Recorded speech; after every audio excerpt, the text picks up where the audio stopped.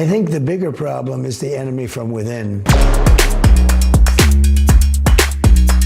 I think it's safe to say that Trump isn't losing it because it's gone. They want to do things like no more cows and no windows in buildings. They have some wonderful plans for this country. You've seen the progression. In 2016, it was normal Trump, a sociopathic, malignant narcissist who was ripping off students and kids with cancer and having sex with porn stars while his wife breastfed their baby, all while selling away the country to a Russian dictator. Russia, if you're listening. But now, he's simply certifiable. What have you heard from sources about, shortly before we came on the air last night, and we showed part of this, which was this town hall, a friendly town hall that Trump was doing last night, where he only took a handful of questions.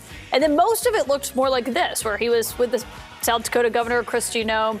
I mean, it was over half an hour that they were up there. He was requesting songs on little pieces of paper. His aides were tweeting about it in defense. But it was this weird moment where, I mean, we are 38 weeks out from a very close election, and it was weird. I mean, I don't know of another word to describe last night. It was weird. And he does weird things like this. And he usually does them in private, or he does them with aides, or he does them on the Mar-a-Lago patio when he's DJing on an iPad. This was a rare time that people were seeing this in public. I think what happened was he got anxious because people were getting sick, and it was delaying the event. At the second Butler rally, people got sick twice, and you could see him get a little anxious when it was taking a very long time to make sure that they were okay. He went over at one point to talk to the Secret Service to ask if they could open the doors. The answer was no. So I think that he said, let's play the music. And I know he said, let's play the music so that people would start leaving, but then nobody left. And then they were all sort of swaying along with him, and then he was feeding off what they were doing. And you know this very well. The music thing is a big thing for him. It was how people would basically reset him in the White House. yeah, well, it's also he would blare music on his plane. And what you were saying about Mar-a-Lago, I mean, this is that kind of what the Mar-a-Lago dinner party, that's kind of what he does at the end of them when people are there. Yeah, it's pretty unusual to see it on the campaign trail at an ostensible town hall.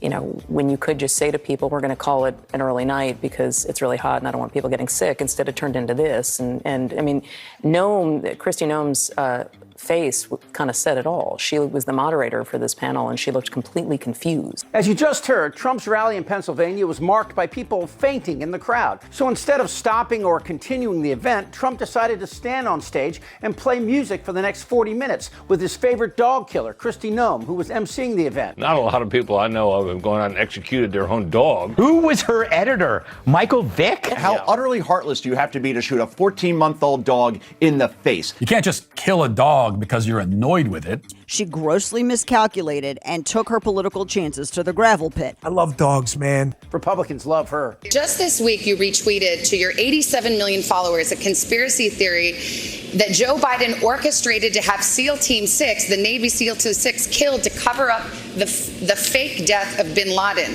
Now, why would you send a lie like that to your followers? Come on, this is weird, right? This is not normal behavior, even for Trump's hero.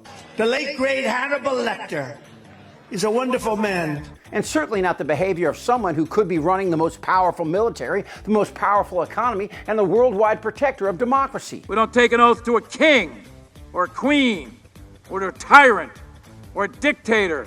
And we don't take an oath to a wannabe dictator. 10 years ago, you might have said, oh, that's just Trump. But that guy, as f***ed up as he was, is gone. Adolfo, you're a smart man. I don't understand how you can support a candidate who thinks wind turbines cause cancer, thinks you can stop a hurricane with a nuclear weapon, thinks you need ID to buy a box of cereal, thinks you can buy Greenland from Denmark, thinks England and the UK are the same thing, thinks you can beat COVID by putting disinfectant in your arms, thinks a stealth fighter jet is literally invisible, and talks about toilet flush water pressure in every one of his rallies. But Trump said shoot migrants at the border as well. But why don't you just shoot them?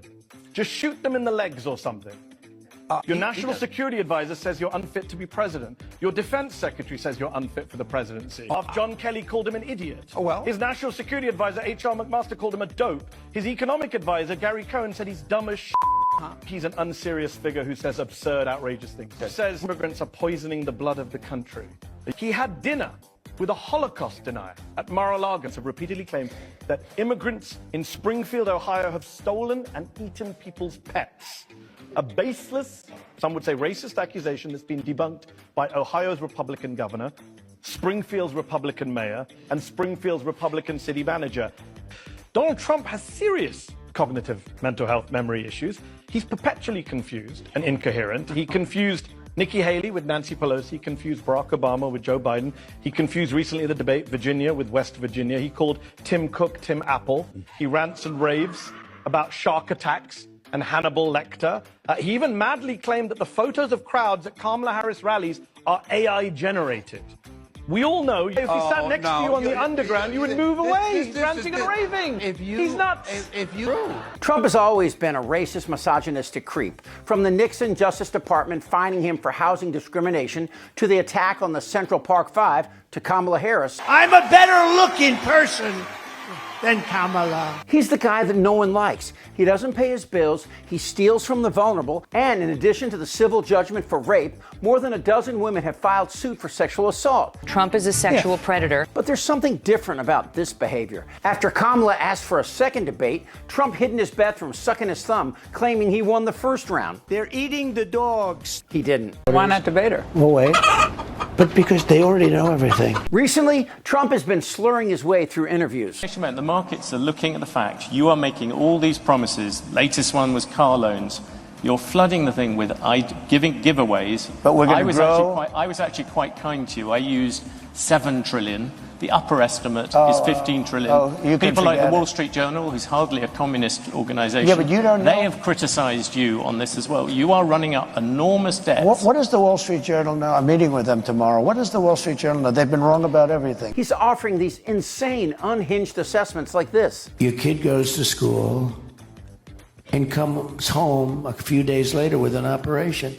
The school decides what's going to happen with your child. Trump is also canceling interviews with anyone but these humps who unsuccessfully attempt to hide his collapsing mental state. Also, we have many Azerasians in our room. We have some incredible people in our room. We have so many that we just can't. Trump also canceled an appearance on CNBC's Squawk Box, hosted by this guy, Joe Kernan, a no-Trump supporter. And you can sense they know what I'm telling you right now. He's lost it. Trump canceled, and he was going to come on. So, and I said, when you come on, we'll be able to say you came, and I didn't talk to him personally, but I said, yeah, we've offered the vice president, and she's not coming on, but you are. Now he's canceled. That old Trump is gone. He also canceled 60 Minutes. It's not fair. And to be clear, when Trump says unfair, he means they would not allow his unfettered dump of steamy lies and accusations. And it is the enemy from within, and they're very dangerous. They're Marxists and communists and fascists. Now that's a friendly audience, but Trump's decline robs him of his ability to assess what he's saying. He's calling for the military and law enforcement to take action against his political opposition, or if not them, as in the case of Paul Pelosi, MAGA can do it. It's gotten to the point where it seems Trump actually believes his own lies. Yeah, look, Trump can't tell the difference between what's true and what's false. It's not that he lies a lot, because to lie, you have to do it consciously. He just can't tell the difference. So he makes up what he wants to say at any given time. If it happens to comport with what everybody else sees, well, that's fine. And if it doesn't comport with anybody else, he doesn't really care. And every single interview is with kiss-ass right-wing outlets like Fox News, Newsmax, Salem Media. Trump runs away from any journalist with a sack, whereas Harris is going on the adversarial Fox network tonight. When I say Trump has lost it, I mean two things. First, his obvious cognitive decline, his rambling, or as he likes to call it, weaving. Yeah, turn off your cameras for a second, okay? Boy, that's a lot of cameras. Man, no, they get it up and they can't quite do it.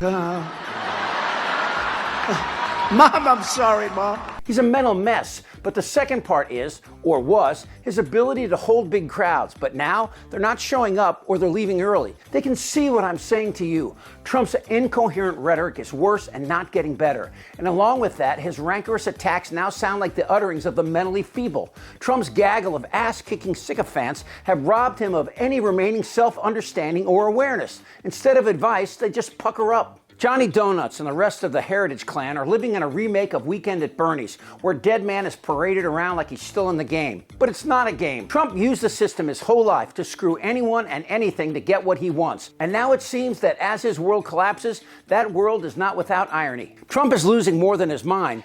He's about to lose it all. This is not a normal election. Goddamn right. Yes! TikTok, mother... I'm ready, let's go.